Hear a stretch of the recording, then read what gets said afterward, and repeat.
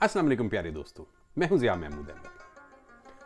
आज मैं एक ऐसे इंसान के साथ अपने ताल्लुक़ की बात करूंगा जो पुरअमन जद्दोजहद की न सिर्फ अलामत बना बल्कि अमन का शहजादा या पैगंबर कहलाया, जिसने एक इंतहाई जंगजू मिजाज रखने वाली कौम से एक मिसाली पुरअमन जद्दोजहद कर करा के दिखाई।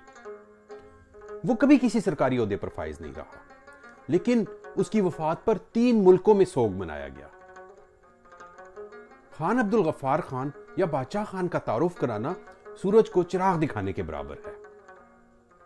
आज मैं बताना चाहता हूं कि मैंने कैसे उनका नाम सुना और फिर कैसे एक शदीद नफरत मोहब्बत में बदली। उनकी जिंदगी, पैगाम और जद्दोजहद के बारे में इंशाअल्लाह अगली वीडियोस में बात करूंगा। मौजू की तवालत की वजह से मैं इसे 2 हिस्सों में पेश कर रहा हूं। आप सबसे दरखास्त है कि इसे समझने के लिए दोनों वीडियोस को एक साथ देखें। मेरे काफ़ी बचपन की बात है। 1980 की दहाई शुरू हो चुकी थी। मैं पेशावर के एक छोटे से प्राइवेट स्कूल में पढ़ा करता था। मुताले का शौक शुरू से था, इसलिए अपनी दरसी किताबों में से उर्दू और मुताले पाकिस्तान वाली कुतुब खुद से पढ़ता रहता।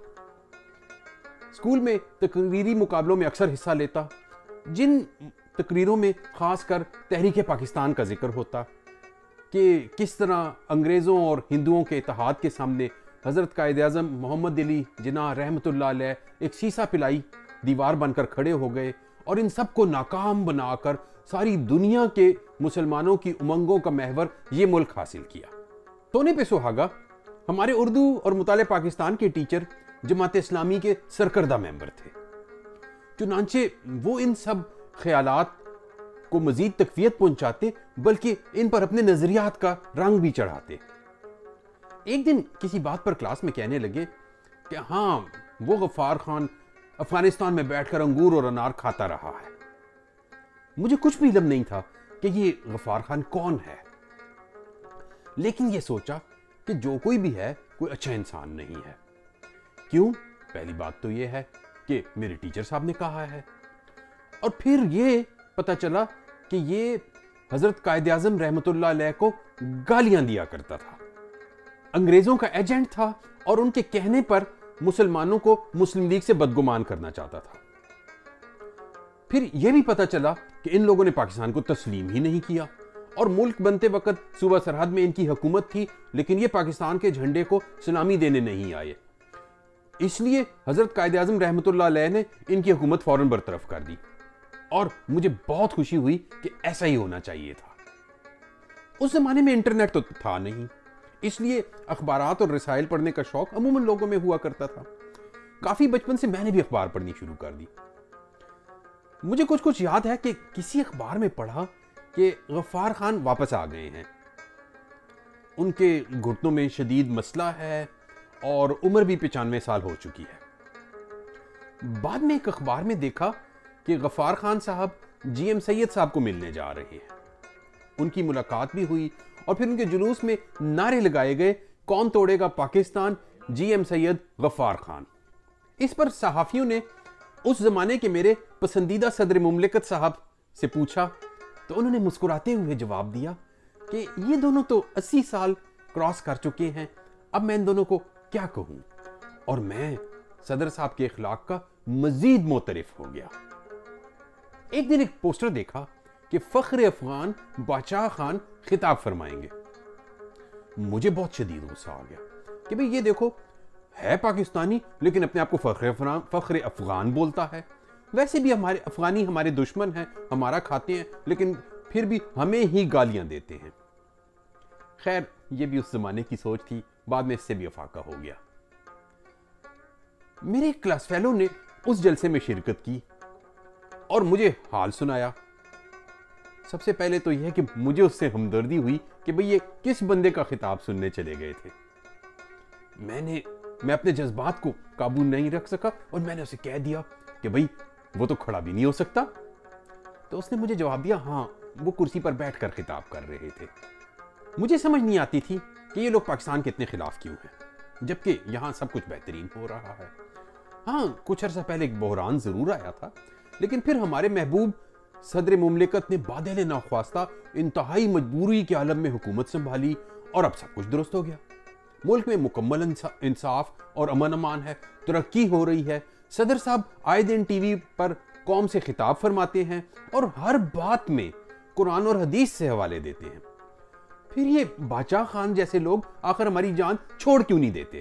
اسکول کے دن گزرتے گئے، ذرا سا ہوش آیا تو سمجھ آئی کہ گو کہ کہا جاتا ہے کہ یہ ملک اسلام کی سربلندی اور ایک آئیڈیل اسلامی معاشرے کے لیے بنا ہے، لیکن حالات تو کچھ اور ہی ہیں، بلکہ کسی اور ہی طرف جا رہے ہیں۔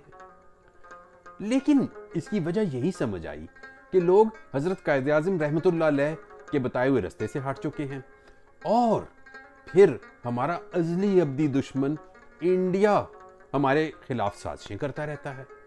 ایک دن کسی اخبار میں ولی خان صاحب کا انٹرویو پڑھا، جس میں تحریک پاکستان کے حوالے سے انہوں نے کافی انکشافات کیے تھے۔ میں نے کافی تفصیل میں پڑھا، لیکن یقین بالکل نہیں کیا، کیونکہ بہرحال یہ بھی حضرت قائد اعظم رحمۃ اللہ علیہ کے خلاف باتیں کر رہے تھے۔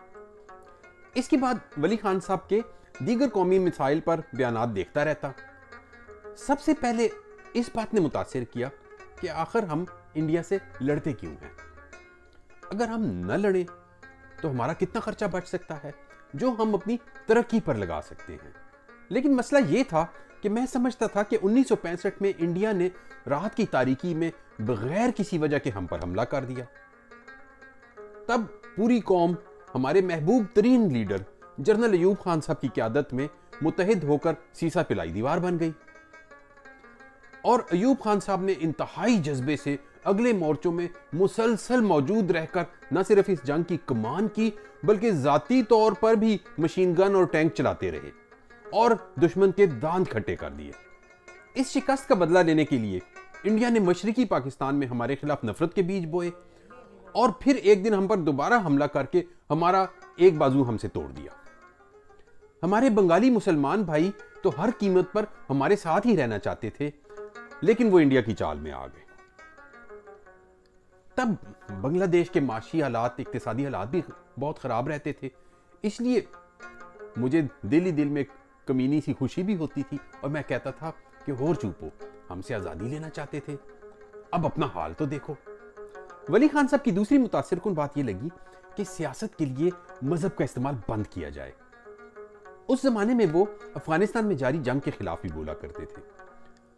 ہم پشاور والے اس جنگ کے متاثرین میں سے تھے، اور پشاور میں کافی بم دھماکے ہوئے تھے، اس لیے یہ بات اچھی لگی کہ آخر ہم کیوں دوسروں کی جنگ میں استعمال ہوں۔